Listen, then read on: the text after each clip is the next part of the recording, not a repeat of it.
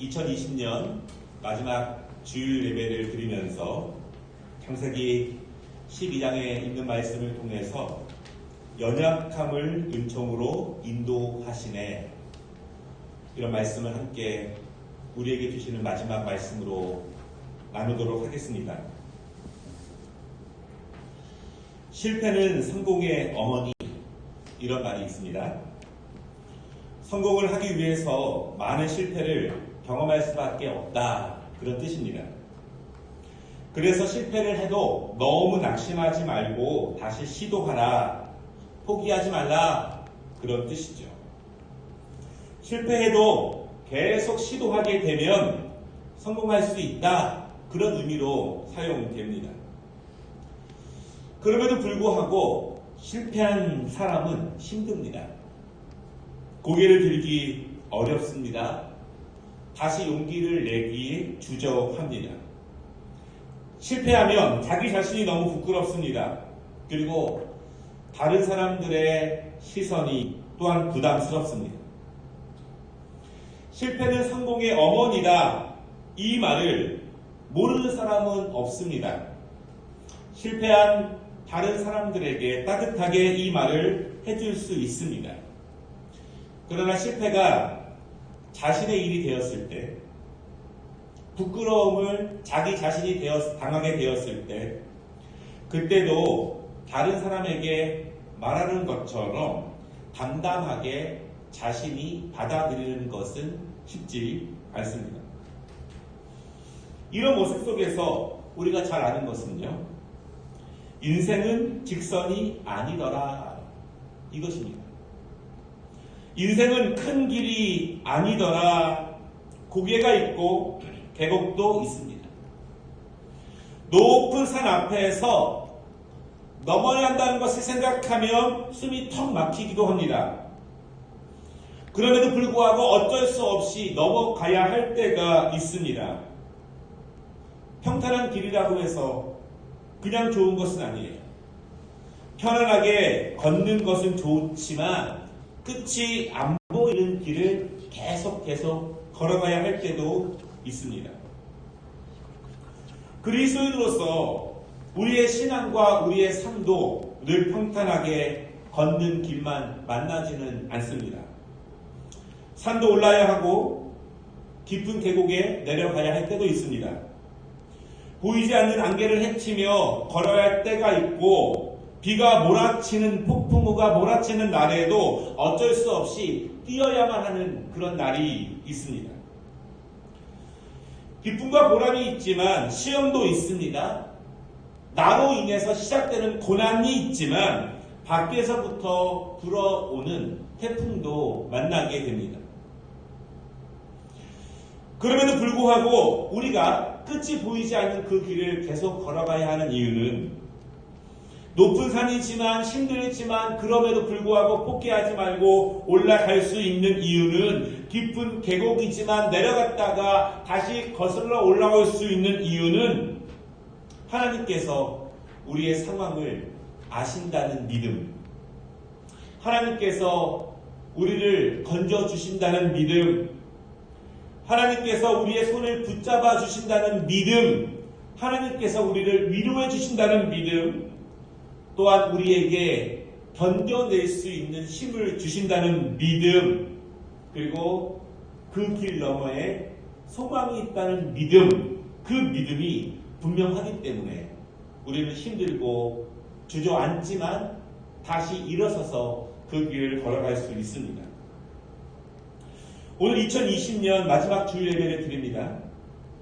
올해 표어가 기본을 잘 다져서 풍성함을 누리는 2020년이 되자, 이렇게 우리가 함께 기도로 출발했습니다. 어떠신지요? 기본을 잘 다지는 한 해가 되셨는지요?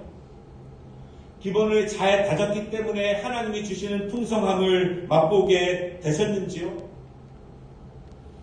2020년을 돌아보면 기본을 잘 다진다는 것이 무엇보다도 중요하다는 것을 깨닫게 되는 한 해가 되었습니다. 갑자기 찾아온 코로나19의 두려움, 전 세계가 죽음에 대해서 공포를 느끼며 그 일이 내일이 될 수 있다는 것이 내 눈앞에까지 와 닿게 됩니다. 일상의 모든 즐거움과 삶의 패턴들이 깨져 버렸습니다. 그래도 괜찮을 수 있지만 많은 실망과 절망을 안고 살아가시는 분들이 너무나 많이 계십니다. 어려움이 많아요.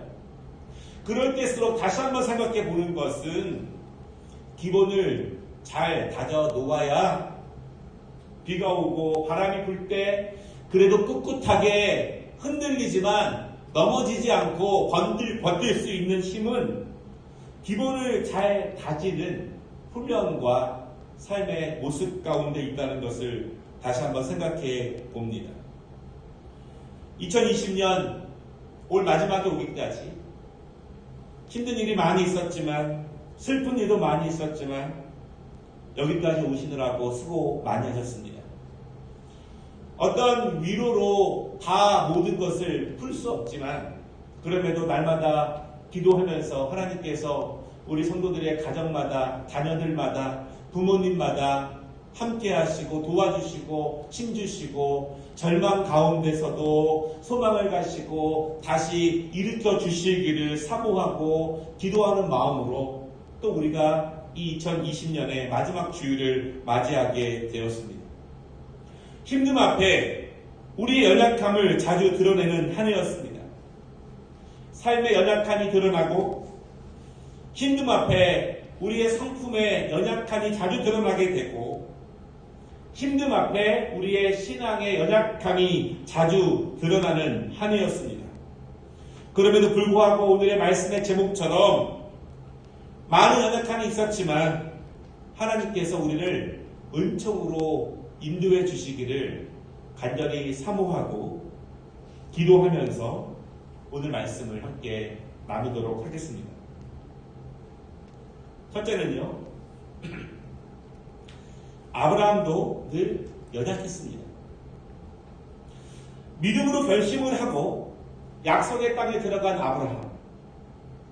비록 우상이 많은 지역에 살고 있었지만 하나님이 그를 부르셨을 때 그는 분명한 확신을 가졌기 때문에 고향을 떠날 수 있었습니다.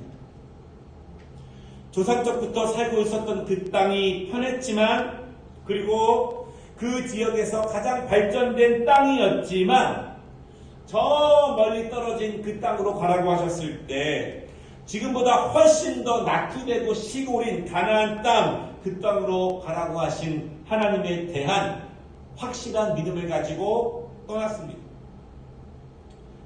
쉽지 않은 결정이에요. 하나님에 대한 어떤 큰 능력을 경험해 본 믿음으로 떠나는 것이 아니라 어떤 능력을 아직 경험해 보지는 못했지만 분명히 살아계신 하나님이라는 분명한 확신을 가지고 그 확신만을 가지고 새로운 땅으로 떠났습니다. 지금도 괜찮은 삶을 살고 있지만 앞으로 더 나아질 것이라는 하나님이 더 나아진 삶을 보장하실 것이라는 확신을 가지고 떠났습니다. 이 정도로 떠난다면 괜찮은 믿음입니다. 이 정도의 결정을 해내는 것은 사실 대단한 믿음입니다. 이런 믿음을 보인다면 하나님께서는요, 아브라함을 좀 더 괜찮은 삶으로 인도하셨어야 했습니다. 최소한 믿음으로 순종하기 전에보다는 최소한 떠나기 전의 삶보다는 최소한 고향에서 살아갔던 삶보다는 더 나은 삶을 하나님께서 믿음으로 순종하고 결정한 그에게 보장하셨어야 했습니다. 그것이 일반적인 우리의 생각이고요. 보통 믿음을 처음 갖는 사람들은 그래도 내가 신앙을 가지면 지금보다는 더 나아질 것이라는 믿음을 가지고 그렇게 결정을 합니다. 그런데 하나님은 처음부터 아브라함을 깊은 골짜기로 밀어넣으셨습니다. 아직 믿음의 훈련도 안 된 아브라함, 아직 하나님의 영적 훈련의 섭리도 알지 못하는 아브라함, 하나님은 그를 처음부터 깊은 계곡으로 밀어넣으셨어요.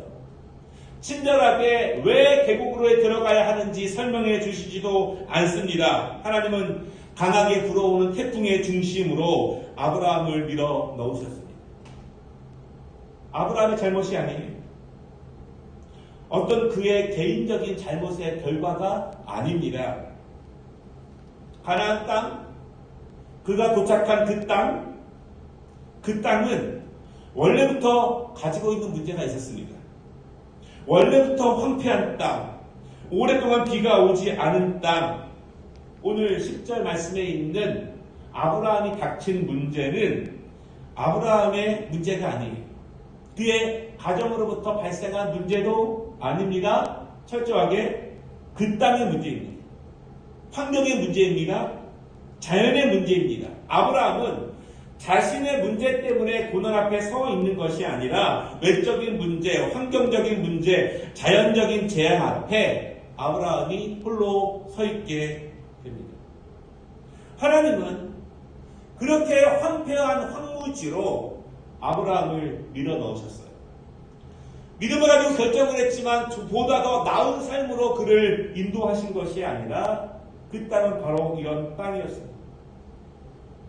그리고 아브라함은요, 가장으로서 그 땅에서 살 길을 모색합니다. 하나님의 뜻을 물론 구하죠. 기도합니다. 이것이 오늘 본문 아브라함이 겪고 있는 상황이에요. 코로나19에 대해서 많은 전문가들의 판단이 있어요. 아직까지도 모든 판단이 끝나지는 않았습니다. 사회학자들은 말하기를 인간의 욕심으로 계속 파괴되어가는 자연의 역습이라고 말하기도 합니다. 경제학자들은요, 인간의 지나친 욕망들이 결국 이렇게 이상하고 강한 바이러스를 만들어냈다고 말합니다. 의학자들의 원인에 대한 분석도 있습니다. 신학자들은요, 하나님의 징계와 어떤 영적인 징조 사이에서 의견을 내놓기도 합니다. 그럼에도 날마다 최선의 삶을 살아가고 있는 우리, 하나님께 기도하고 예배하고 하나님의 은혜를 구하며 하루하루 살아온 우리 소시민들, 평범한 그리스도인들, 그저 하루하루 충실하게 살아가는 일반의 사람들, 그들에게 코로나19는 외부로부터 강하게 닥쳐오는 태풍이고 홍수고 가뭄이고 또한 재앙입니다. 우리의 죄, 우리의 잘못으로 생각해 볼 수도 있지만 우리가 감당할 수 없고 우리가 예상하지 못했던 일임도 분명합니다. 마치 믿음으로 가나안 땅에 도착했지만 바로 큰 가뭄을 만난 아브라함과 같은 상황입니다. 그 가운데서 아브라함은 무엇인가 해야 할 일을 찾습니다. 깊은 고민을 하게 됩니다. 결국 살 길을 찾아서 행동하게 돼요. 그는 애굽으로 양식을 구하러 갑니다. 가까운 거리가 아니에요. 엄청나게 먼 거리입니다. 그러나 가정을 위해서 다시 먼 길을 떠나서 애굽에 도달하게 됩니다. 믿음으로 결정한 다음에 그에게 계속 염려가 계속돼요.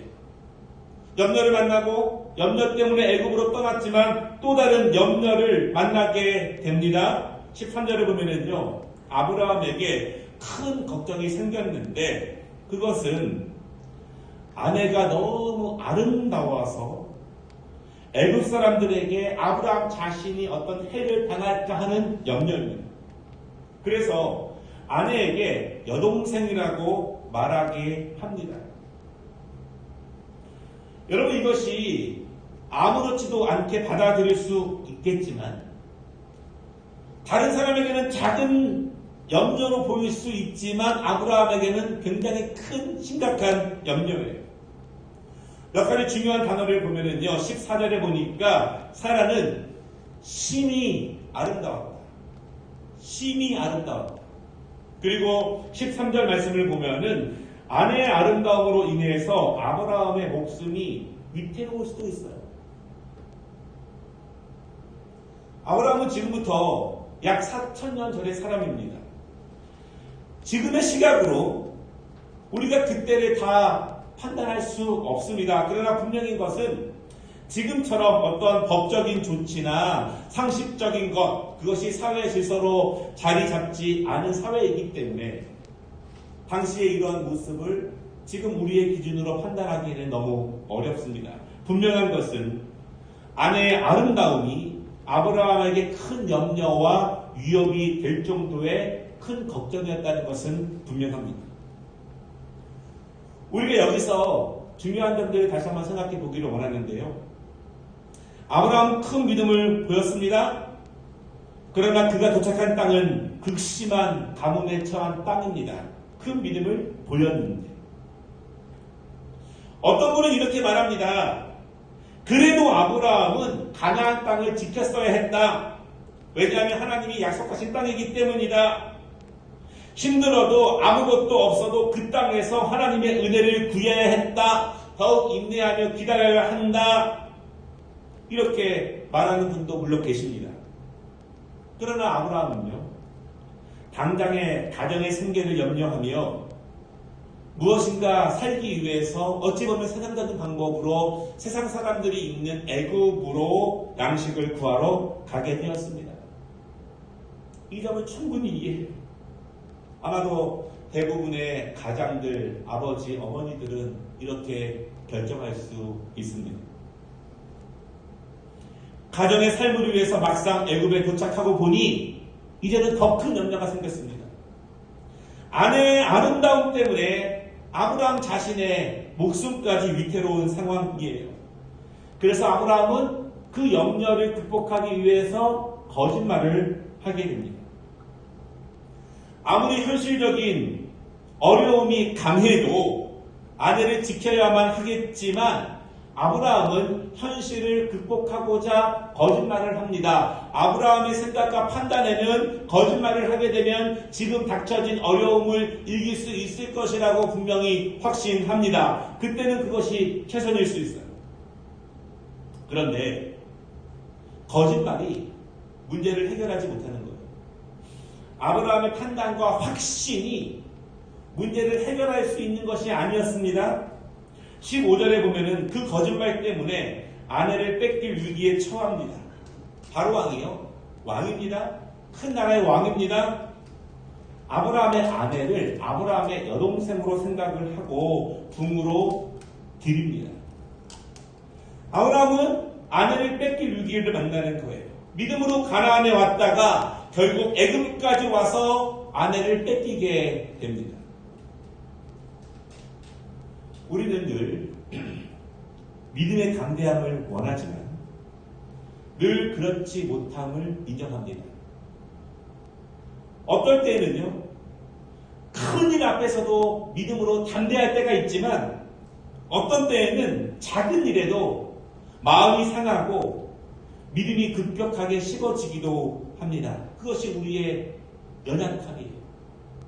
큰 것 앞에 담대하기도 하지만 작은 일에 아무것도 아닌 일에 급격하게 식어지는 것이 우리의 연약한 모습입니다. 외적인 상황이 우리를 구석으로 몰 때, 외적인 고난과 상황과 환경이 우리를 막다른 골목으로 몰 때, 우리는 그 상황이 너무 힘들었다고 변명과 이유를 댈 수는 있습니다. 그러나 외적인 상황이, 어떠한 환경이 우리를 때때로 믿음의 결정보다는 거짓으로 몰고 갈 때가 많이 있습니다. 더 안타까운 것은요, 그 거짓이 한 번으로 끝나는 것이 아니라 계속 그 거짓이 부풀어져서 더 큰 고난으로 이어질 때가 있어요. 마치 아브라함처럼 한 번만 거짓말하면 모든 것이 다 잘 될 줄 알았는데 그 거짓말이 더 큰 염려와 고난과 위기로 가게 만듭니다. 오늘 말씀을 자세히 보면 아브라함의 심정에 충분히 공감이 되는 것이 너무나 많은 것이 사실이에요. 그러면서 동시에 나는 그러지 말아야지 이런 마음을 갖는 것도 사실입니다. 그러나 상황이 그렇게 만들었든 내가 연약해서 그 길을 걸어갔든 아브라함의 연약함을 우리가 지금 보고 있습니다. 그리고 그 연약함을 2020년 우리도 자주 외적인 상황 앞에 때로는 큰 일 때문에 때로는 작은 일 때문에 드러내는 것이 사실입니다.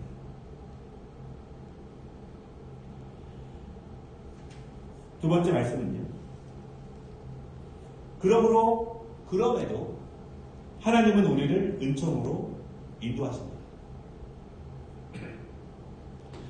부모가 자녀를 사랑한다는 것은 허물까지도 사랑한다는 뜻입니다. 자녀가 어찌 항상 부모를 기쁘게만 할 수 있겠습니까? 원하지 않겠지만 자녀의 큰 실패까지도 감싸안고 다시 일어설 수 있도록 힘을 북돋아 주는 것이 부모의 사랑입니다. 회사의 상관이나 이웃들은요, 한두 번의 실패도 잘 이해해주지 않습니다. 그러나 부모의 사랑은 자녀의 연약함을 부모의 죄처럼 여깁니다.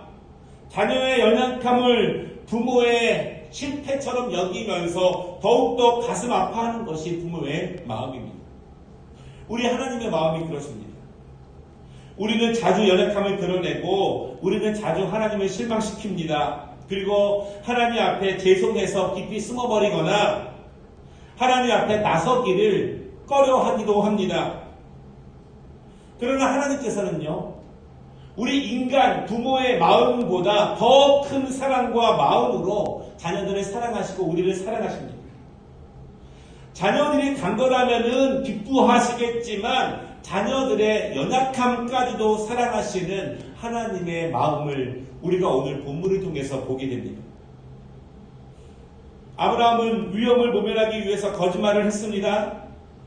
그러나 그 거짓말은 모면을 넘어서 아브라함의 가정 자체를 파괴하게 만드는 위협까지 다다르게 됩니다. 아브라함은 아내를 빼앗기기 직전까지 갔고 정직하지 않았던 단 한 번의 실패는 가정의 실패, 그리고 아브라함의 인생 전체 실패로 계속 부풀려지고 있습니다. 16절을 보십시오. 사라의 아름다움을 보고 바로는 사라를 얻기 위해서 사라의 오빠라고 속인 아브라함에게 양과 소와 노비와 암수, 나귀와 낙타를 주었습니다. 사라를 아내로 맡기 위해서 지참금을 준 거예요. 아브라함은 많은 것을 얻었습니다. 기쁠까요? 부자가 되었습니다. 이제 애굽에 온 목적을 이룬 것일까요? 먹을 것이 없어서 애굽에 왔는데 이 정도면 큰 성공을 거둔 것인가요? 아니에요. 아브라함은 실패한 것입니다. 많은 것을 받았지만 아브라함은 전혀 기뻐할 수가 없습니다.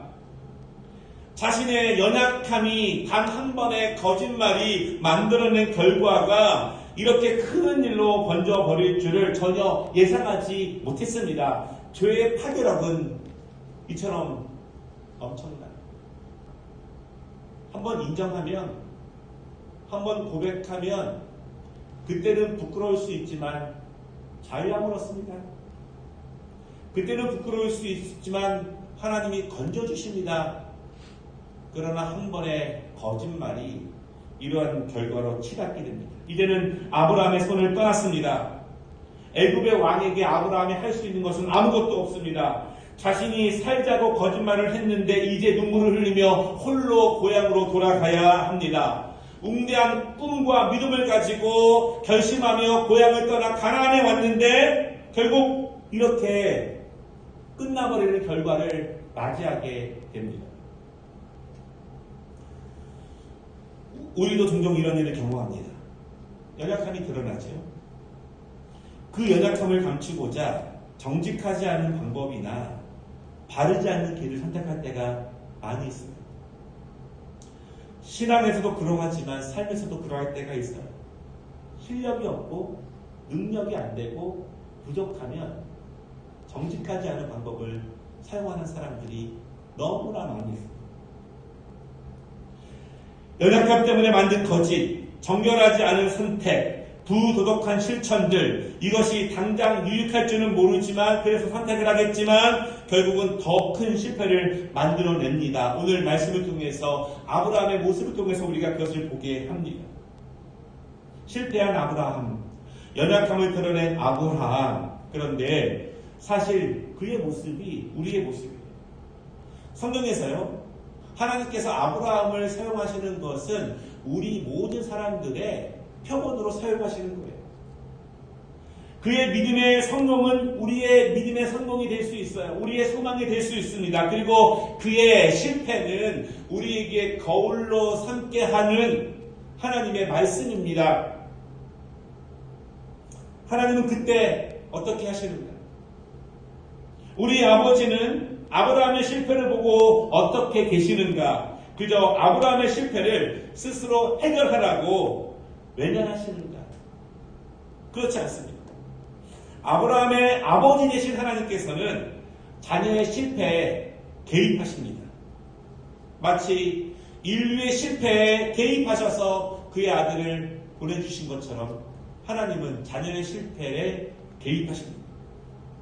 그를 건지시고 그를 다시 회복시켜 주시기로 작정하십니다. 그의 연약함을 안아주시기로 결심하십니다. 17절, 어떤 일이 분명하게 일어나는지는 잘 모르겠지만 하나님께서 바로와 그의 궁궐에 큰 재앙을 내리십니다. 분명한 것은요, 바로가 하나님이 내리시는 재앙이라는 것을 분명히 알 만큼 큰 재앙을 내리셨어요. 한 나라를 통치할 만큼 현명한 그 왕 바로가 그것이 아브라함과 사로와 관련된 일이라는 것을 분명히 깨달을 만큼 분명히 큰 재앙을 내리셨습니다. 그것이 하나님의 개입이에요. 자녀의 연약함에 아버지가 개입하십니다. 그냥 실패하도록, 그냥 스스로 책임지도록 그냥 두는 것이 아니라 아버지가 개입하십니다. 18절 말씀을 보면은요, 바로는 아브라함이 자신을 속인 것을 원망합니다. 그리고 아브라함에게 떠나라고 명령합니다. 아브라함이 떠나야 자신에게 임한 재앙이 멈춘다는 것을 알았기 때문에 아브라함을 떠나게 해요.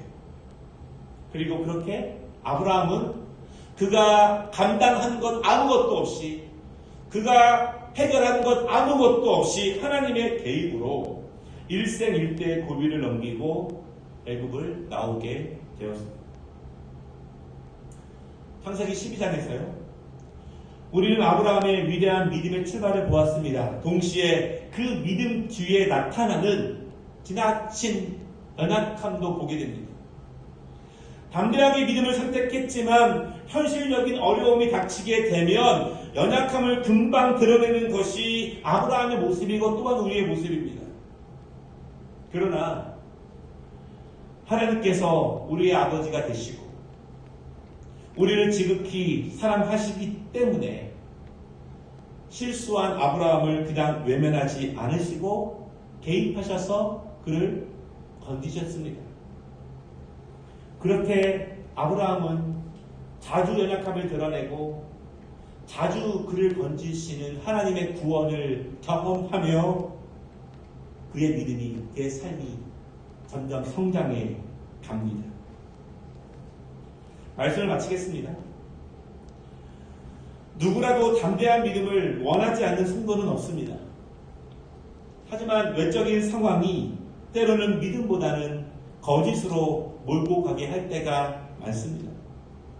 연약함을 드러내고 실수를 하고 거짓을 말하고 실패를 합니다. 우리도 우리의 실패가 안타깝지만 하나님께서는 자녀들의 실패를 자신의 죄처럼 더 안타까워하시고 슬퍼하십니다. 왜냐하면 우리는 하나님의 자녀이기 때문에 그렇습니다. 코로나19의 어려움과 두려움과 삶의 고단함, 우리의 잘못이 아닐 수 있어요. 가뭄을 만난 아브라함처럼 외적인 어려움이 우리에게 몰려온 것이 있을 수 있습니다. 그럼에도 우리의 삶의 문제이기 때문에 우리는 현실적인 어려움 가운데 고민하고 기도하며 그럼에도 연약함을 자주 드러냅니다.